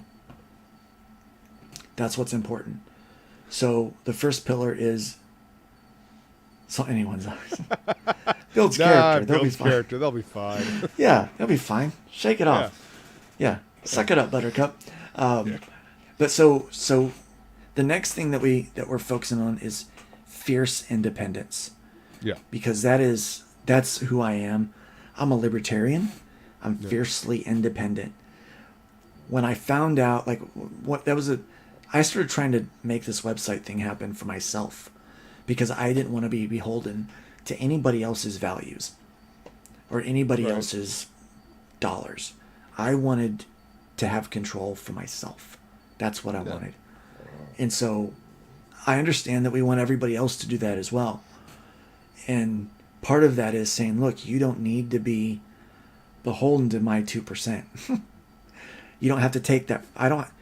You shouldn't have to have me take that 2% just so you can sell your comic book. On and on and on. So you need to be able to build your own audience. And so we want to offer tools and support for creators to be able to stand more firmly on their own 2 feet and not have to bow to corporate overlords and the oligarchs, so to speak. Yeah. And I'm starting to sound maybe a little too libertarian there. I'm sorry. I completely agree, honestly, with not being beholden to big corporations. I mean, we were talking about cyberpunk earlier. I mean, it's part of the whole cyberpunk thing is like a warning not to trust corporations, that they're all about profit. They don't care about people. And yes, there's a fine line. I mean, there's a line between being just all about profit and not caring about people. There's got to be. This is why people are important. This is why a face, a name, somebody that they can talk to is important, because that's what keeps the whole corporation thing in check. The people do. Well, Luke, at the end of the day, I'm not trying to be super rich. Yeah. I'm trying to take care of my family and help other people take care of theirs. Yeah. That's what I'm trying to do. I'm trying to make a living to do what I'm doing. So at some point... being an entrepreneur. Yeah, so at some point growth, there's going to be enough growth. At some point big enough is going to be big enough for me. So there is going to be a point where I reach that. Now, I'm aware that because of our competitive structure... Right. And just the way that it is, there's a good chance that we're going to have some significant growth. And if we do, we're prepared to meet that significant growth. But it won't be like we need to grow more. If the growth happens organically, it happens organically. Yes. We will work within the first 2 years to try to build the website so that it maintains some of our current structure. Yeah. We want to make sure it pays for itself and a little bit more. That it keeps putting back into itself so that we can grow the platform, not numerically, but grow it in features. Yeah. Make it a more of a value yes. for the users. Yeah. So that's what we're working towards. That's what we're going to work towards over the first 2 years. Once we hit that goal, then we're happy. Yeah. At that point, we're happy. Yeah. That's awesome, man. And this is what is it? The age-old saying: "Fortune favors the bold," or "He who dares wins." Yeah. I mean, this is how we move forward. Yeah. Well, I'm risking a lot. Yeah. Yeah, you are. Yeah, I'm risking a lot. You're investing a lot of not just money, but you're also investing a lot of your time into this. I'm also into this. I'm risking a reputation.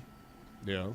If this thing fails, then but I would rather fail betting on me than not. So. Well, I mean, what's worse, either betting on yourself and failing, or just waiting for somebody else to make something that you can use, or trying to make it yourself. I mean. Oh yeah, I've already got people hating on me that I'm actually doing this. Oh well. Right. I mean, I don't care. If you feel free to take that salt and go, put it on some French fries and some popcorn and enjoy the show. Yeah, I'm like, look, I'm doing this. It's gonna happen. It's you're just upset you didn't have the idea and that you're not willing to take the risk. It's a sizable investment that Todd and I are making. Yeah. You know, Indeed. I own the majority of the business. I mean, it's my, you know,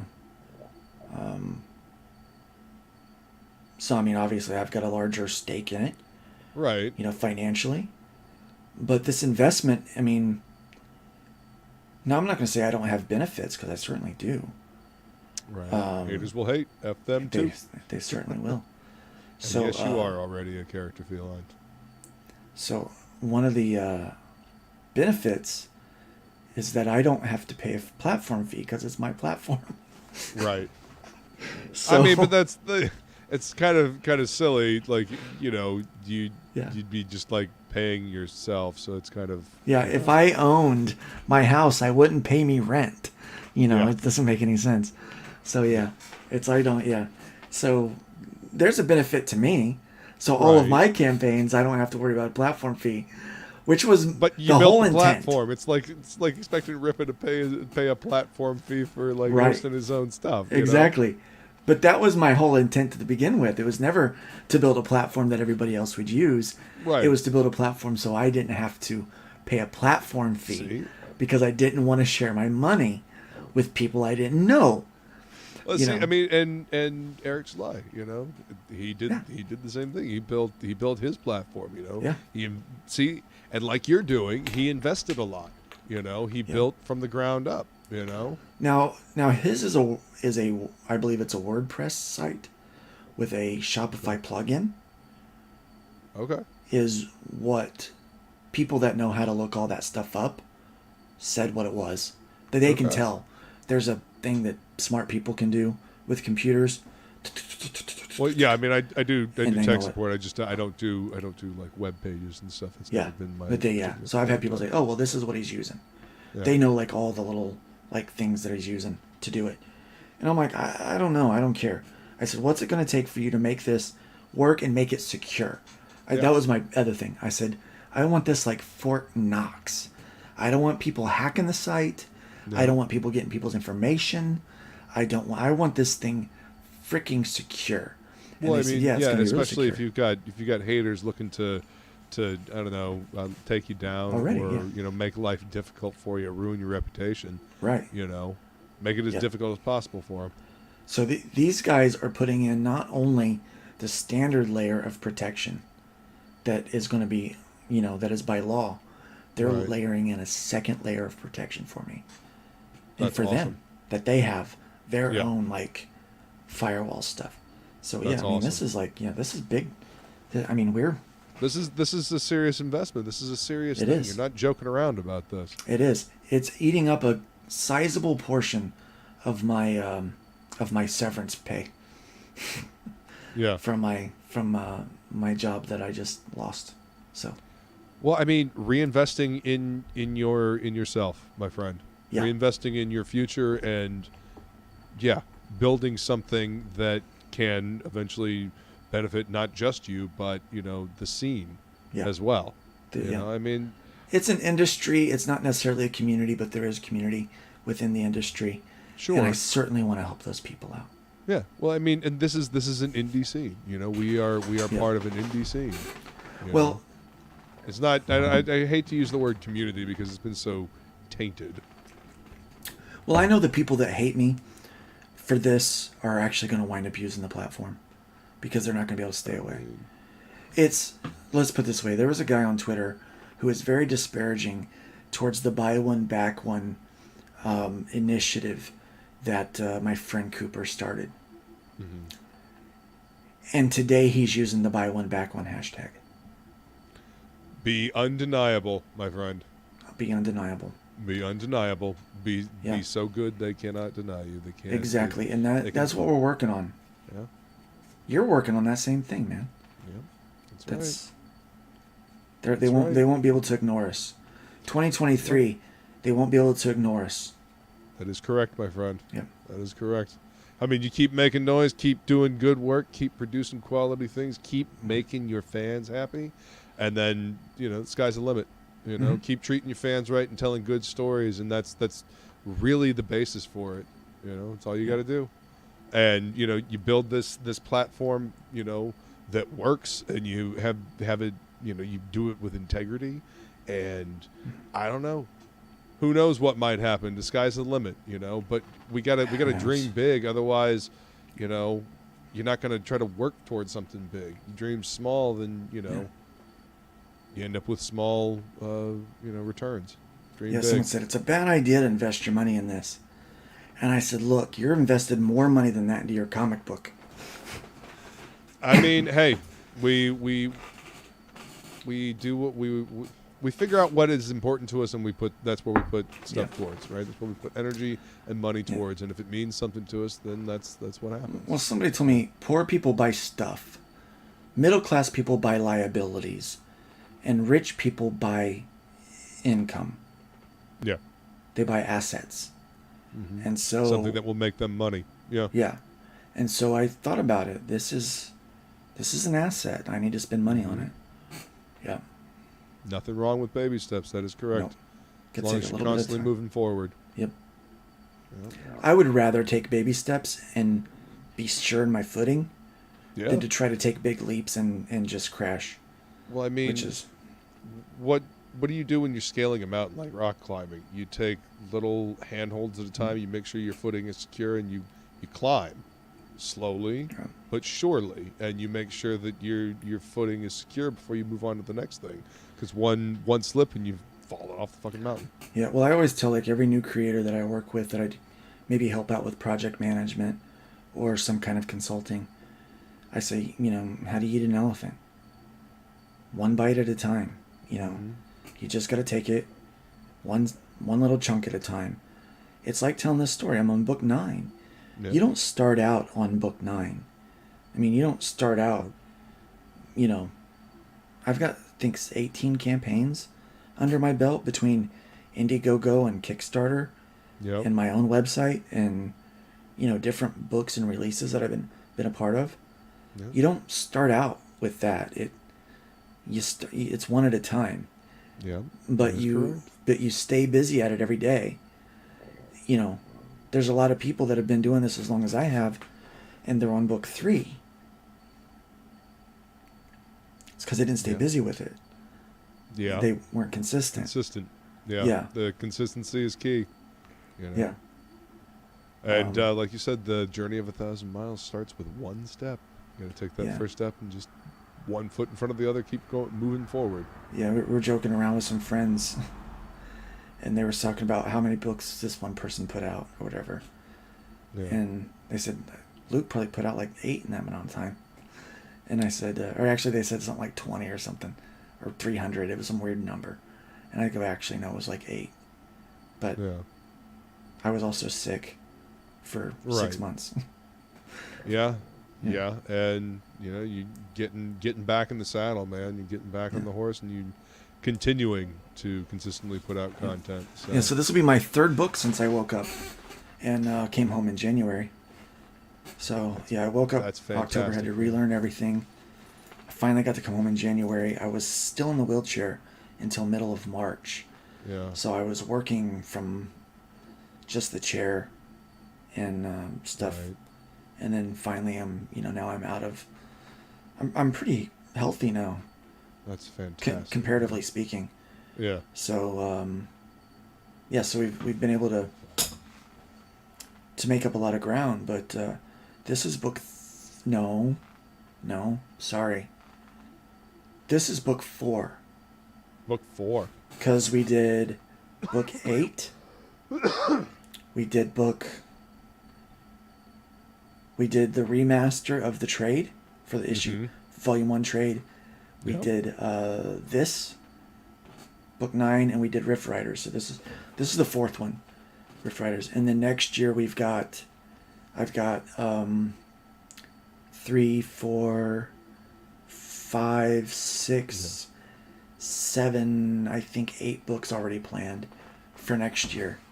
And a few more. That's awesome. That we're just playing around with where that might happen. So. Yeah. And I agree with Feline. Thank you. It's amazing how much you come back from. I'm very motivated. I spent too much time sleeping. Yeah. Yeah. Yeah. Well, see that, and again, that motivation, the drive, the consistency. It's inspiring, man. So Thank you. keep kicking ass.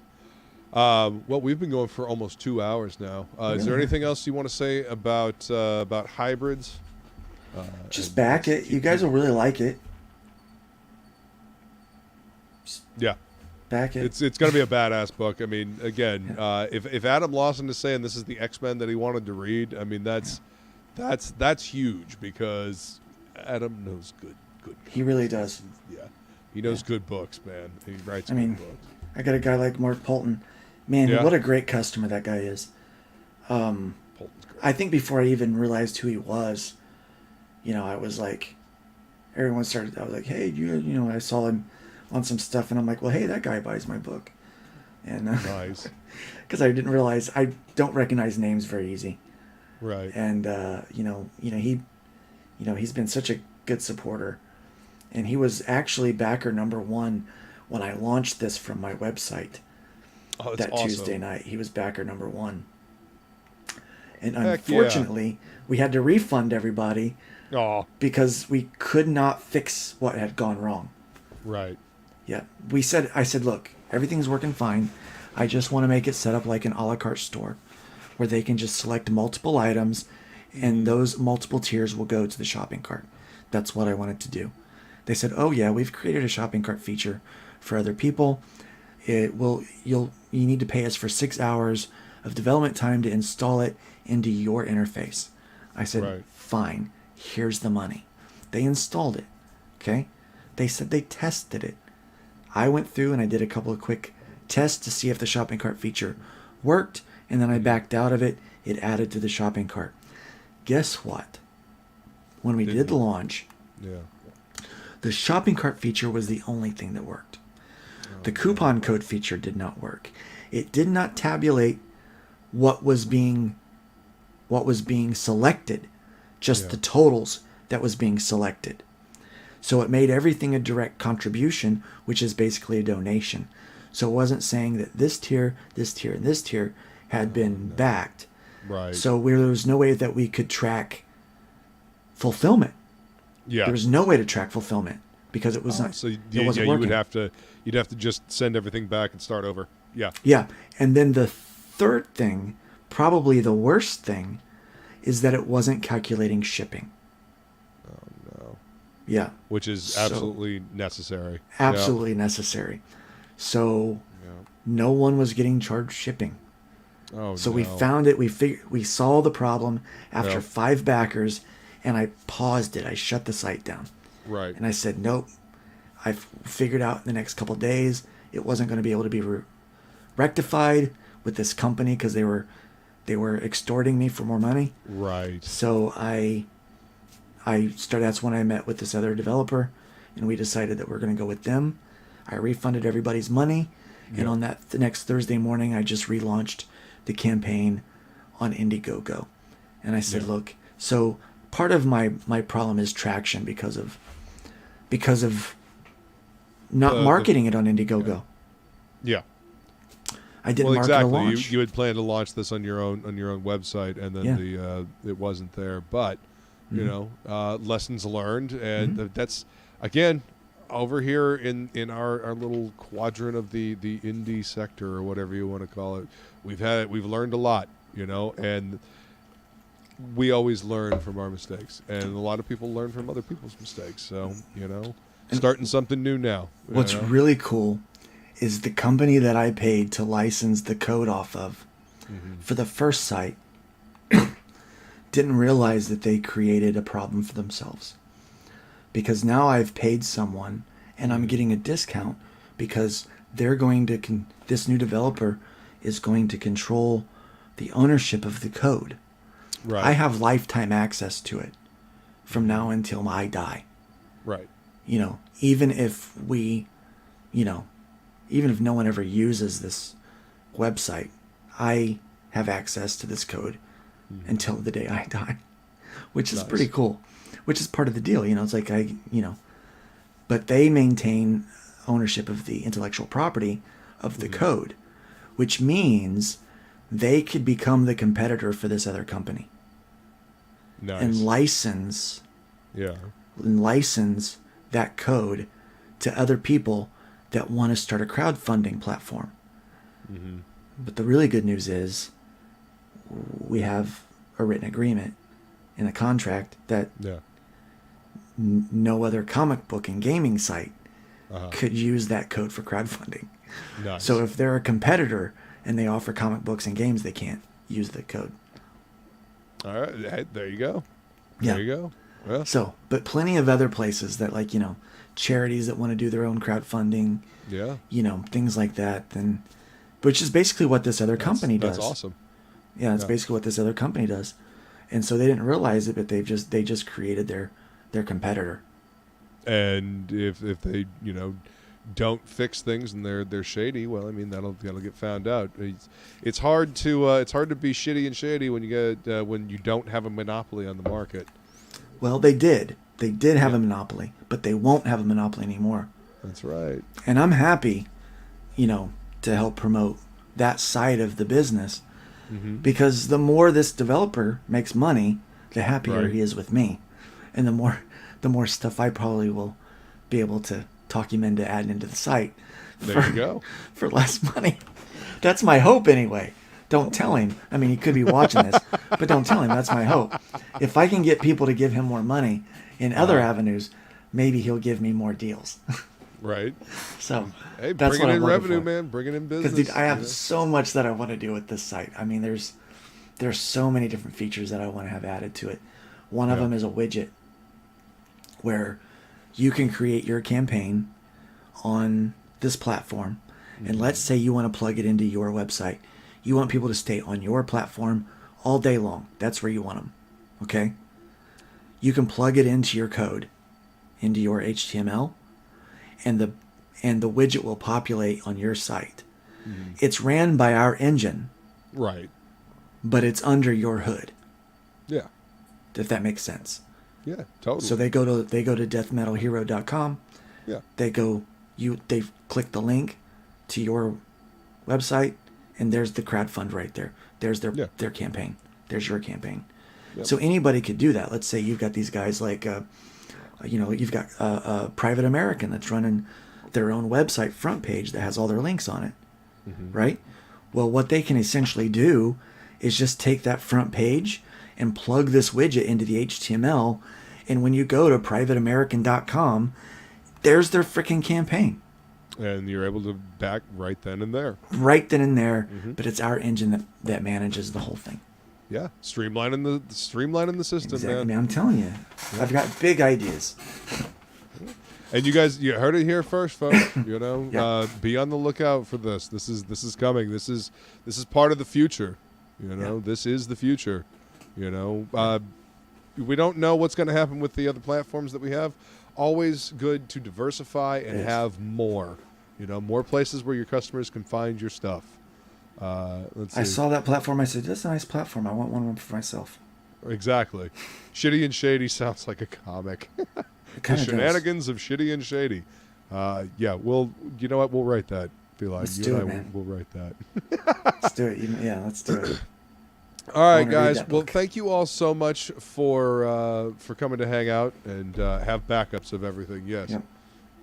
Yep. I want to say thank you to you guys for coming to hang out. Luke, thanks for coming to hang out, man. This was a thanks blast. for having me. You know, we haven't gotten a chance to hang out in a long time, so I'm glad we finally get to talk again. Yeah, and thanks for taking so long to talk with me about this stuff. Oh, dude, I knew it was going to be a long one just because, there was a lot to cover. There's a lot going on, and I really wanted to give, us a chance to, give enough time to the campaign and also talk about the future plans for the crowdfunding site. I like the fact that there are people that are branching out, they're diversifying, they're making it, giving us more spaces to be and for our customers to find us, and that's really important, you know. Yeah. But all right, guys, I appreciate you being here, and remember, as always, Shop smart, shop S-smart.